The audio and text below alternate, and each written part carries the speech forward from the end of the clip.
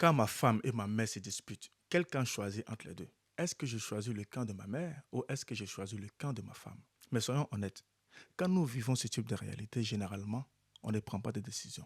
Parce qu'on se dit, si je prends le camp de ma mère, ma femme avec qui je vis, elle va se sentir moins protégée face aux gens qui sont dehors. Mais quand tu choisis aussi ta famille se dit, voilà un homme qui est perdu.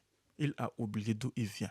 C'est sa mère qui l'a mis au monde, mais il a régné sa mère à cause de sa femme. Quand on vit cette réalité, les hommes évitent de prendre des décisions par rapport à ça. Ils espèrent que la situation va se calmer progressivement et que les deux vont finir par s'entendre. Mais nous connaissons très bien les femmes. On sait très bien que les femmes sont une espèce très rancunière qui n'oublie pas ce que nous avons fait. Est-ce que tu as déjà fait quelque chose à ta femme il y a 10 ans ou 5 ans?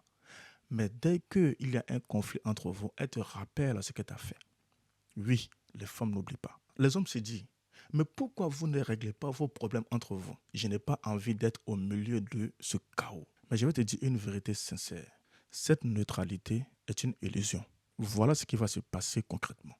Lorsque vous allez rentrer chez vous, ta femme va continuer à insister sur le problème. Elle va dire, tu ne l'as pas défendu. Pourquoi elle va faire ça? Parce que ta femme partage le même lit que toi. Toi et ta femme, vous partagez le même système nerveux. C'est-à-dire, quand elle n'est pas bien, tu subis. Quand toi, tu n'es pas bien, elle subit. Et toi et ta femme, vous planifiez tout votre avenir ensemble, vos voyages, vos projets. La neutralité que tu fais tous les jours, c'est juste une illusion. Donc, vu que tu ne prends pas de décision, vu que tu ne prends pas le lead, ta femme le ressent fortement.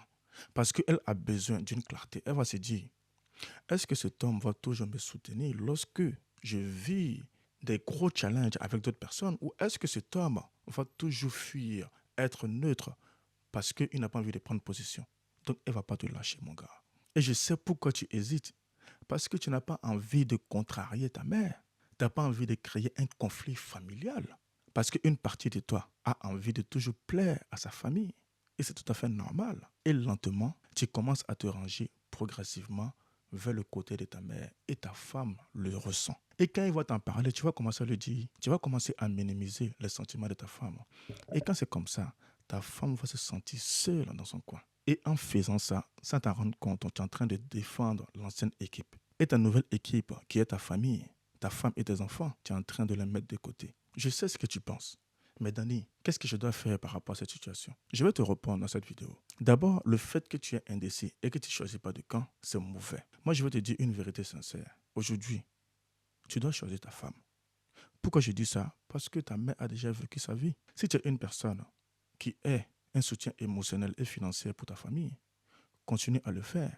Mais ta femme, ta famille, tu dois les protéger à tout prix. Combien de belles sœurs, combien de belles-mères ont envahi des relations de couple? Pourtant, les deux partenaires étaient bien. Combien de divorces cela a créé? Parce qu'il y a eu de belles familles envahissantes. Il y en a tellement. Donc, quand tu ne poses pas un cadre vis-à-vis de tes parents, ils viendront empiétiner sur votre relation de couple. Et c'est ta femme qui va subir cela.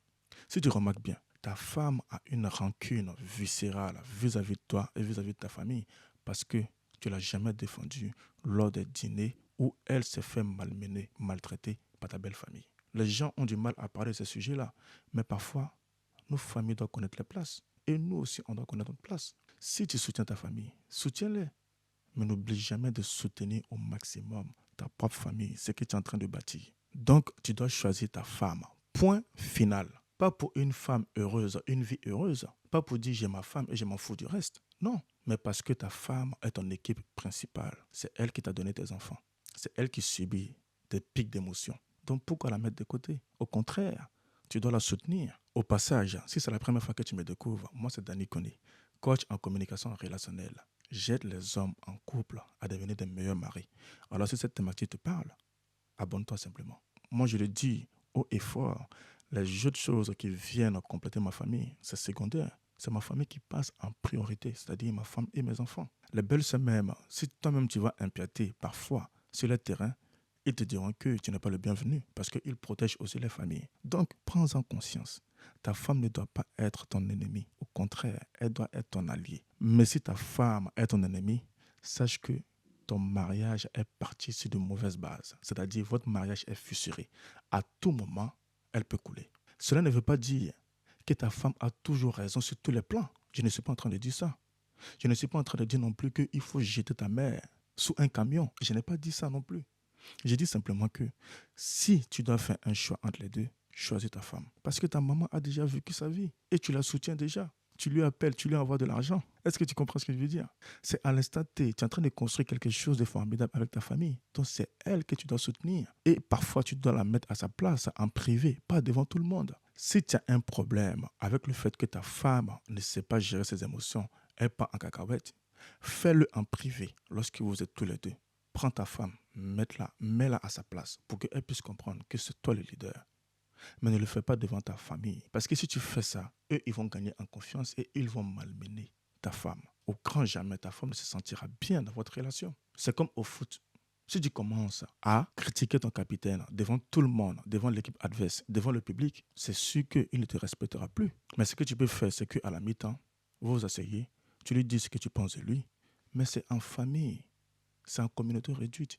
Et c'est que entre vous deux et les quatre murs, mon frère, il est temps de couper le cordon. Il est temps de passer du rôle de fils d'abord au rôle de mari maintenant. À un moment donné, que tu le veux ou non, tu feras un choix. Même le fait que tu sois neutre, tu fais déjà un choix. Sauf que ce choix-là n'est pas bénéfique pour l'harmonie dans ta relation de couple. Parce que si tu continues à être le gentil fils dans le système de ta mère, tu ne seras jamais un mari calme, fiable dans ton mariage. Et ta femme le ressentira. Si tu veux que je t'aide, mon frère, à changer cette dynamique, à être un leader, à plus ramener la paix à la maison, va en description et prends un appel avec moi. On va voir ensemble comment on peut t'aider à être un pilier émotionnel, un homme fiable, un homme calme à la maison. Prends soin de toi. À très vite.